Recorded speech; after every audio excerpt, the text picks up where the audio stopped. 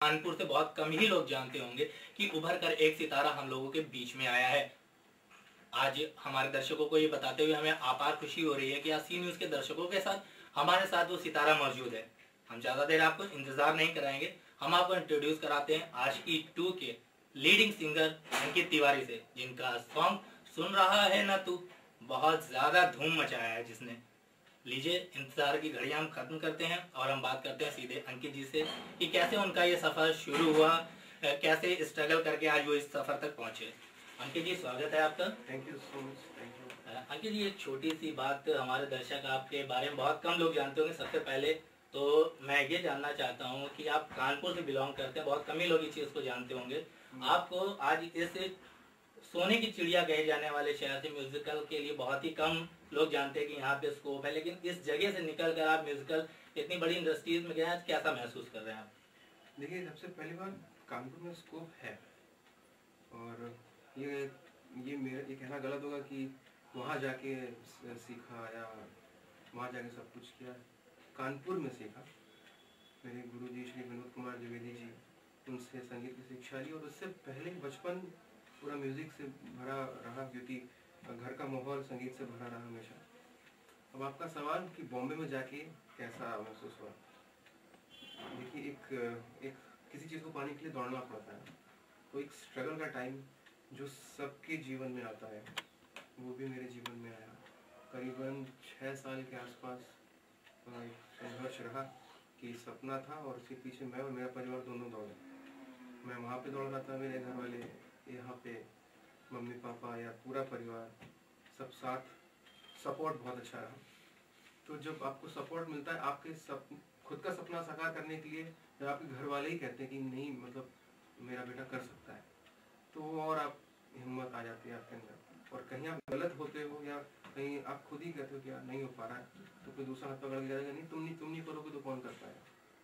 तो support family का, और खुद पे विश्वास, और लगे रहना, ये 3 चीज़ें बहुत महत्वपूर्ण हैं, जिन्होंने आज जीवन को एक टर्निंग पॉइंट दिया है। अगर एक विशेष तौर पर बात करी जाए कि आपने इस म्यूजिकल का जो आगाज़ किया है अपनी लाइफ में, विशेष तौर पर आप किस चीज़ को आप अपनी लाइफ में इससे उठान का महत्व मानते हैं? विशेष चीज़, देखिए मुझे याद नहीं है कि मैं म्यूज़िक संगीत में जुड़ा कब से हो।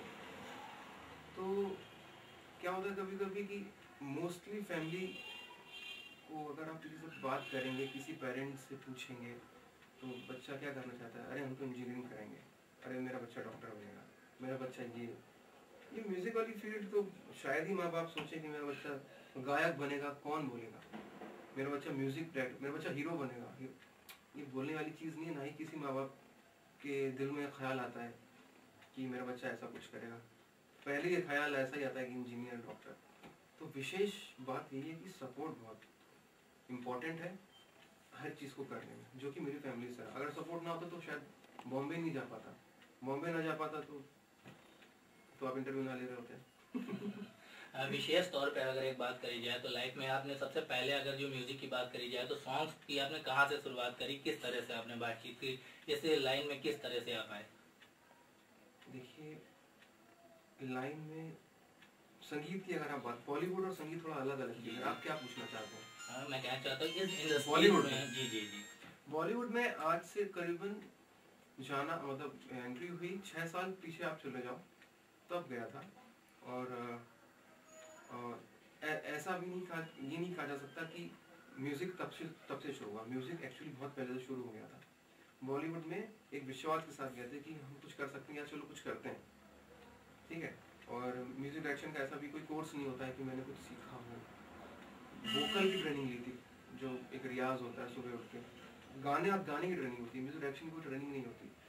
तो ये घर वालों का आशीर्वाद, दुआएं मिलती गई, अच्छे कर्म हुए, बुरे भी हुए होंगे, तो सब मिला जुला के गाड़ी आगे ऐसे बढ़ी। तो ये कह सकते हैं कि बॉम्बे 6 साल पहले गया था। आज पलट के देखता हूँ तो हर एक बिताया हुआ समय, जिस तरह से बिताया था, सब याद है।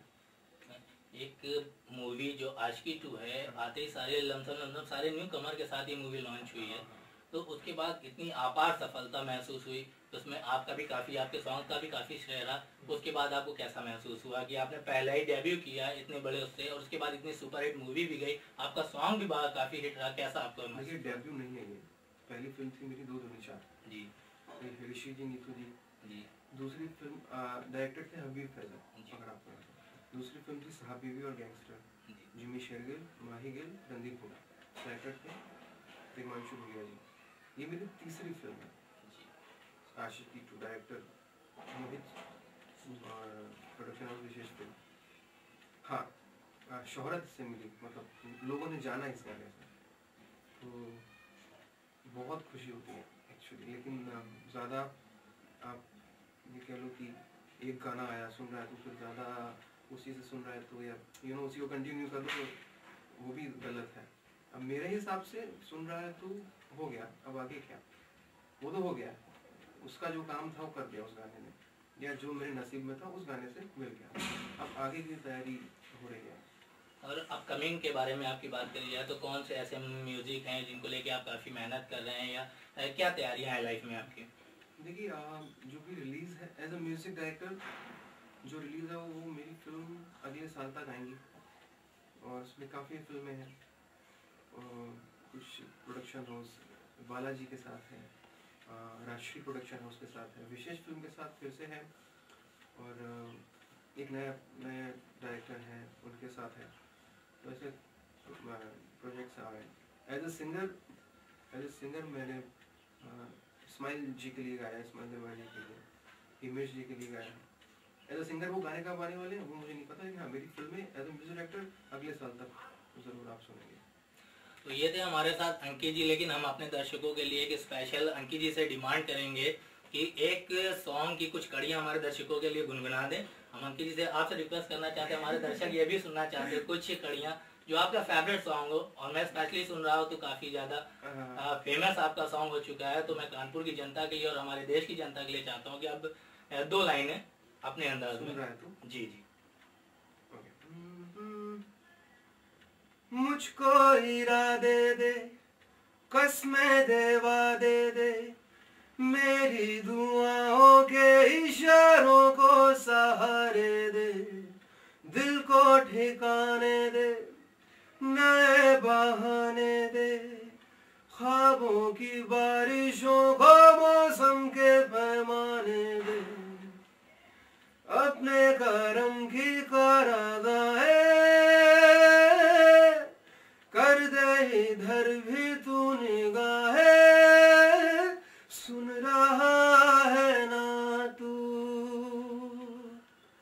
रो रहा हूँ मैं, सुन रहा